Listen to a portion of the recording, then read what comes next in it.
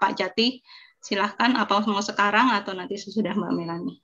Baik, Ibu Suska, terima kasih. Kita mungkin langsung jawab saja, Bu. Ada beberapa pertanyaan yang sudah masuk. Pertama, ini pertanyaan dari Pak Erwin ya. Mohon izin tanya, apakah pajak masukan atas perolehan modal yang kemudian di-inbrank dapat dikreditkan bagi pihak yang mengalihkan? Berarti ini pihak yang mengalihkan aset, Bu. Gitu. Ini harusnya kan pemahaman saya, Bu ya. Ini tidak dalam konteks yang kita bicarakan ya, karena pihak yang mengalihkan itu tentunya mau mengkreditkan atau tidak harusnya sudah masuk ke dalam ketentuan yang lama, tidak ada dalam Undang-Undang Cipta Kerja ini ya Bu ya. Ya, jadi Pak Erwin izin ini Pak ya berkomentar bahwa ini yang kita bicarakan yang di dalam Undang-Undang Cipta Kerja adalah pajak masukan bagi pihak yang menerima inbrank, bukan yang mengalihkan, seperti itu. Silakan Bu Suska, mungkin ada komentar. Iya Pak Jati, benar seperti itu. Jadi memang ini saya baca dulu pertanyaan, sorry tadi saya belum sempat baca ya. Ya. Pajak masukan atas perolehan modal yang kemudian diinbrank tersebut dapat dikreditkan bagi pihak yang mengalihkan. Jadi kalau kita lihat sebetulnya kan kalau dia mengalihkan BKP, dia sudah peroleh sebelumnya ya. Iya. Betul. Jadi memang mungkin skema perolehan BKP yang sesuai dengan prosesnya. Jadi sangat aneh juga sih kalau misalnya dia beli terus untuk hanya untuk keperluan mau ngalihin BKP, padahal belinya juga kalau dia BKP dia kena PPN atau mungkin kecuali misalnya yang memang bebas sesuai ketentuan ya, misalnya mesin dan apakah secara PPN juga ada pengaturannya bahwa dibebaskan. Itu sebetulnya kan sesuai dengan waktu saat perolehannya. Jadi memang benar seperti kata Pak Jati, itu pajak masukan waktu proses sebelumnya nih, sedangkan yang dibahas di sini proses waktu dia pengalihan aset ke setoran di mana ke perusahaan yang dia mau nyetor modal. Ya Pak, jadi kurang lebih itu. Baik Bu, jadi pada saat pengalihan inbrank ini tidak masuk dalam definisi penyerahan BKP gitu ya Bu ya. Sementara kalau yang ditanyakan oleh Pak Erwin, kita merujuk ke undang-undang yang lama, undang-undang PPN. Baik Ibu, berikutnya masih dari Pak Erwin. Bagaimana cara pihak penjual melakukan assessment karakteristik dari pihak pembeli? Tadi sudah Ibu jelaskan bahwa ini kan pembeli akhir dan lain sebagainya. Nah, ini bagaimana Bu teknisnya? Ya, memang sekarang kalau kita lihat tadi ya, masalahnya kalau misalnya mekanismenya tidak seperti yang tadi saya bilang dipungut pihak lain gitu ya, sebetulnya kan penjual tahu dong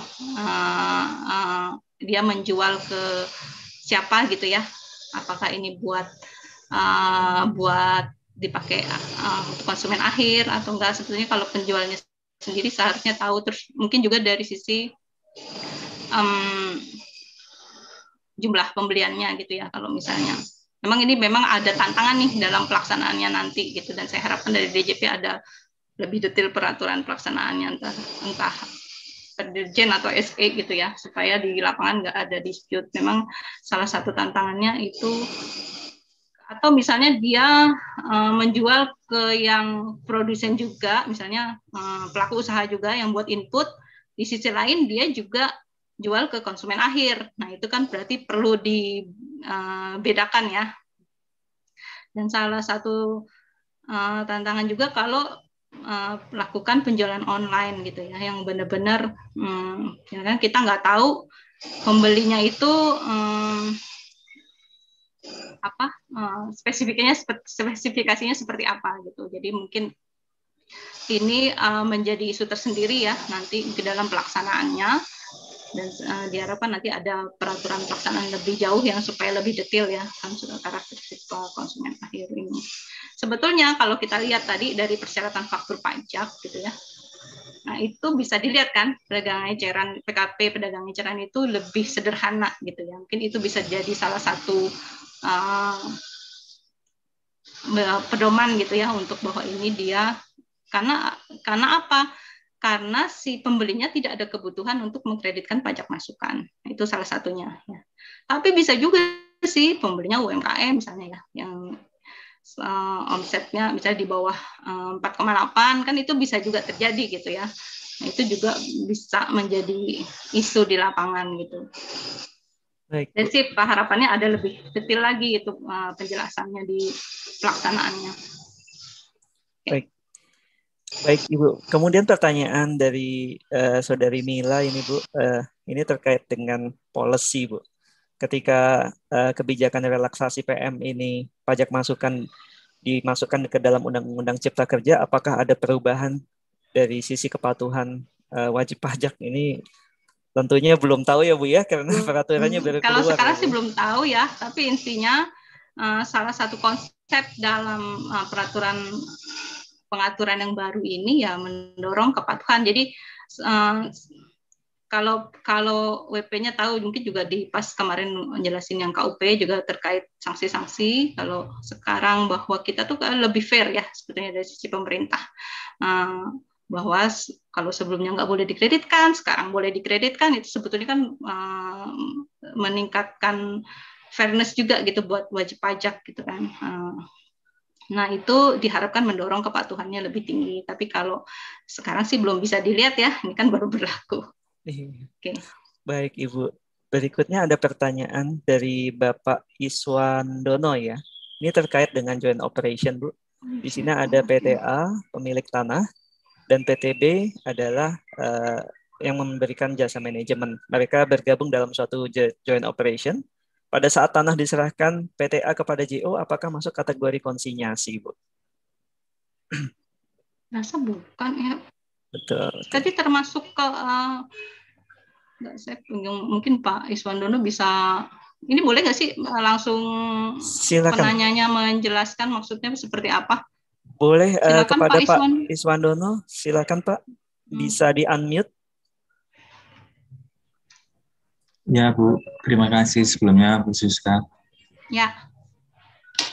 Ya, jadi ini maksudnya kalau, suaranya ini menggema ya? Tidak Pak, jelas Pak. Jelas ya.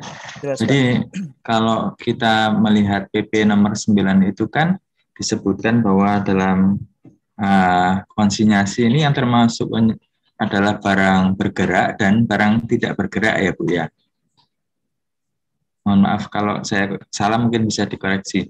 Jadi dalam masalah barang yang tidak bergerak ini, contohnya misalkan tanah begitu ya Bu, seperti pertanyaan saya tadi, PTA yang memiliki tanah itu menyerahkan tanahnya kepada JO begitu, untuk dikelola bersama-sama dengan PTB, dijual ke konsumen gitu.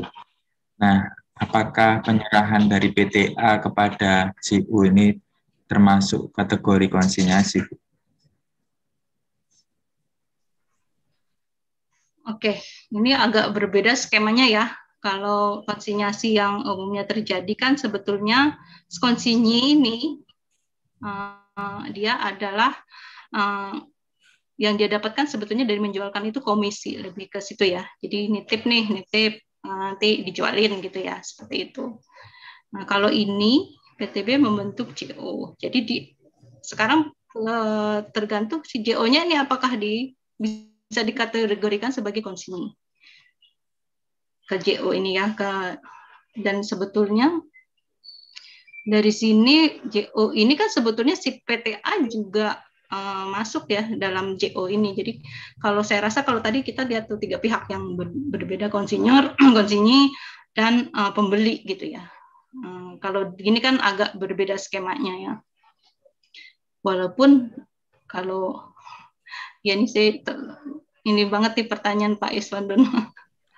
Jadi dari pengaturannya bisa ada celah seperti ini sebetulnya ya. Cuma kalau orang melakukan seperti membentuk skema seperti ini, jadi bisa diinterpretasikan bahwa ini adalah konsinyasi gitu ya. Hal sebetulnya ini berbeda dengan konsinyasi yang umumnya berlaku ya. Betul Bu.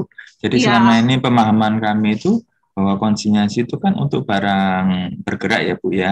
Iya. Nah, dalam kasus yang kami alami ini, memang barang tidak bergerak dan pada kenyataannya status legal tanahnya itu masih atas nama si A, Bu. Sampai dari JO itu menjualkan kepada pembeli, katakanlah begitu, baru dilakukan pengalihan dari PTA kepada pembeli, bukan dari JO ya, Bu ya. Dari PTA kepada pembeli langsung, gitu. Iya, mana dengan adanya ya, karena nggak dibatasi hanya barang bergerak ini ya Pak. Iya, Bu, betul. Jadi membuka peluang ini ya, terima kasih nih Pak. Ini menjadi masukan juga ya ininya ke depannya, ini bisa menjadi ya celah ya, karena kalau padahal sebetulnya yang saya pahami yang dimaksud bukan yang ini gitu, seperti konsinyasi kita misalnya pabrikan ke department store, kemudian itu kan memang dia melakukan praktek itu ya, memang dia menjualin barang-barang titipan, nggak hanya dari satu konsinyur tapi berbagai gitu ya. Kalau ini kan sebetulnya dia proses bisnisnya sebenarnya bukan itu kan gitu, cuma ini kan ada satu barang yang dijualkan lah ya gitu. Ya, Bu. Tapi disebut di PP 9 bahwa termasuk konsinyasi itu adalah barang tidak bergerak ya, Bu ya. Betul ya, Bu? BKP berwujud. BKP berwujud ya, Bu ya. Ya. Baik, Bu. Ya, nanti coba saya ini lagi ya, saya jawab dulu yang lain. Ya, ini terima menarik kasih, nih, Pak. Bu. Terima kasih, Pak Ais. Sama-sama, Bu. Udah langsung menghadapi kasusnya ya. Iya, Bu. Terima kasih, Bu. Oke. JO-nya ini terregister sebagai wajib pajak tersendiri Pak Iswandono atau JO yang tipe? Betul. Jadi JO-nya ini ada badan hukumnya, ada NPWP-nya, dan sekarang JO ini kan sudah masuk sebagai badan hukum ya. Iya. Baik, Pak. Seandainya ini dianggap sebagai inbreng, Pak? Ini bukan penyertaan saham sih, karena JO ini bukan secara legal itu memang bukan badan hukum, tapi secara perpajakan dia harus ber-NPWP begitu. Betul. Dan memungut PPN. Dan ini juga namanya masih atas nama PTA ya Pak ya, bukan atas nama JO itu yang jadi isu. Iya, betul. Jadi kalau tadi konsep konsinyasi ya masih masuk memang ya. Iya. Cuma ini bisa jadi celah. Celah ini betul. Baik, mungkin bisa di-skip dulu, Bu. Iya. Iya, nanti kita. Terima kasih, Pak Is. Terima kasih, Pak. Kemudian pertanyaan berikutnya, Bu, dari saya pikir ini Pak Agus dari Dirjen Pajak ya, dari Waskon 4. Waduh, di sini ada paham lah ini. Aturan baru dikatakan bahwa PM boleh dikreditkan, Bu, berdasarkan SKPKB PPN. Apakah yang dimaksud PM WP yang diperiksa atau PM WP yang WP lawan yang diperiksa? Karena kalau WP yang diperiksa artinya dengan membayar dengan membayar SKPKB sudah selesai, bukan penyerahan barang selesai di situ karena dia dianggap sebagai PK. Nah, apakah bagi WP lawan transaksi itu bisa dikreditkan atau bagaimana maksudnya seperti itu, Bu? Kalau yang saya pahami dari peraturannya itu ya bukan dari lawannya ya. Saya agak bingung. Jadi PM, WP yang diperiksa. Gimana Pak Jati? Iya, mohon izin. Sepemahaman saya dari Undang-Undang Cipta Kerja ini, yang dimaksud pajak masukan terkait dengan SKP itu lebih ke gue juga suka nyipat tas VAT atau PPN jasa luar negeri, di mana pada saat PPN jasa luar negeri tersebut dikeluarkan SKP atas PPN jasa luar negeri, seharusnya itu bisa dikreditkan kembali. Itu haknya pihak wajib pajak yang sudah membayar SKPKB tersebut. Jadi konteksnya lebih ke SKPKB untuk PPN jasa luar negeri, kalau saya melihatnya seperti itu, Pak Agus. Bukan SKPKB untuk PPN walaupun normal gitu. Silakan Ibu Suska. Ya, walaupun kalau dari peraturannya sih nggak dibatasi harus yang tadi ya, mungkin dari Majati dari prakteknya ya. Dari prakteknya memang banyaknya PPN jasa luar negeri. Jadi dari pajak masukan dari WP yang diperiksa, Pak Agus, bukan lawannya. Kan diterbit aturan bilang apakah kalau WP yang diperiksa artinya sesuai dengan SKPKB sudah selesai kewajibannya, untuk apa lapor SPT lagi. Jadi memang ini tadi kalau di ketentuannya ya, tata caranya dia perlu pengkreditan pajak masukan atas perolehan, impor serta pemanfaatan yang ditagih dengan penerbitan ketetapan pajak dapat dikreditkan oleh PKP. Ya, jadi memang tidak ada pembatasan BKP atau JKP, tapi memang tadi seperti Pak Jati bilang mungkin banyaknya yang jasa luar negeri belum disetorkan ya, kan mekanismenya reverse charge ya. Jadi betul. Tetap bisa atau impor ya. SKP impor BKP tadi ya Bu ya. Ya, kalau tapi sebetulnya sih kalau impor BKP sekarang kan ya sekarang kan Bea Cukai udah ini ya, kalau fisik kan tetap pasti melalui Bea Cukai gitu ya, pasti sudah dilihat sudah dibayar PPN atau belum gitu, nanti ditagih gitu sekaligus dengan meriksa bea masuknya. Kalaupun misalnya dia yang barang kiriman gitu ya, atau yang barang-barang kecil itu sekarang juga sudah kena PPN semua gitu. Jadi sebetulnya sih harusnya sangat kecil kemungkinannya ya. Baik. Oke, berikutnya apa? Berikutnya ada pertanyaan dari Ibu Elsie. Izin bertanya, apakah DIM tax PPN masih berlaku mengingat batas omset masih 1,8 miliar.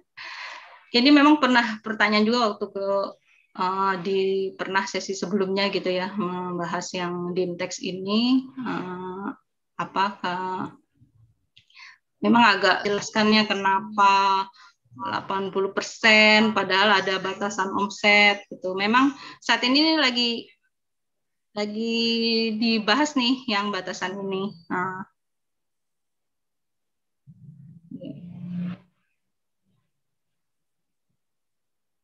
Lanjut ke yang berikutnya ya. Baik, ini pertanyaan dari Ibu Brigita ya. Untuk pengkreditan pajak masukan bagi WP yang belum PKP sebesar 80% dari PK yang seharusnya dipungut akan menyebabkan lebih bayar. Apakah LB tersebut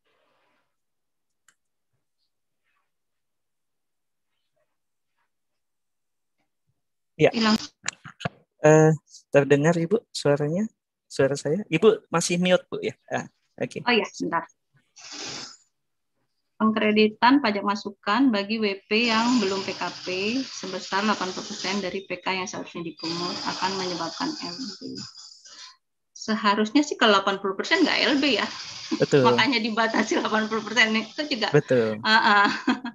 Jadi Ibu Brigita atau Ibu Ika ya ini konteksnya dalam ketentuan 80% ini konteksnya ketika ada wajib pajak yang didim sebagai PKP.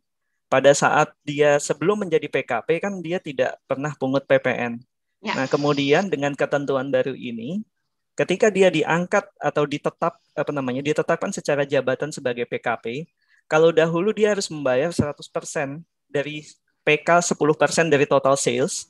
Nah, sekarang dia hanya perlu membayar 20% dari pajak yang terutang. Bagaimana bisa ketemu angka 20% dari PPN 10% tadi? Karena asumsinya 80% dari pajak masukan tersebut sudah didim, bisa dikreditkan oleh WP yang tadi ditetapkan secara jabatan sebagai PKP. Jadi kalau misalkan transaksinya misalkan 5 miliar, nah itu kan kalau dia belum menjadi PKP itu 10% dari 5 miliar, 500 juta. Kalau dulu seperti itu. Nah sekarang dengan ketentuan yang baru ini dipermudah atau diasumsikan bahwa pajak masukannya itu 80%.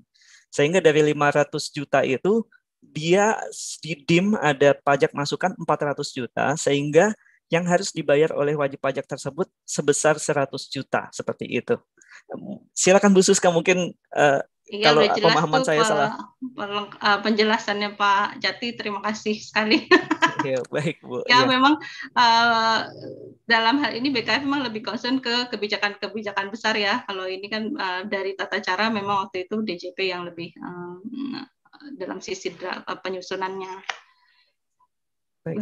Udah seperti yang dijelaskan Pak Jati. Mungkin kalau ada pertanyaan lagi, silakan. Silakan. Apabila masih ada pertanyaan lagi. Bila tidak ada atau masih ada pertanyaan, silakan nanti diajukan. Tapi untuk sementara ini, kalau memang tidak ada pertanyaan, kita lanjutkan ke sesi berikutnya terkait dengan PPH. Oke, tidak ada ya sampai sekarang. Ibu Suska, saya mohon izin kita lanjutkan ya, silakan sesi Pak Jati. Berikutnya, Bu ya. Terima kasih. Terima kasih banyak Bu Suska.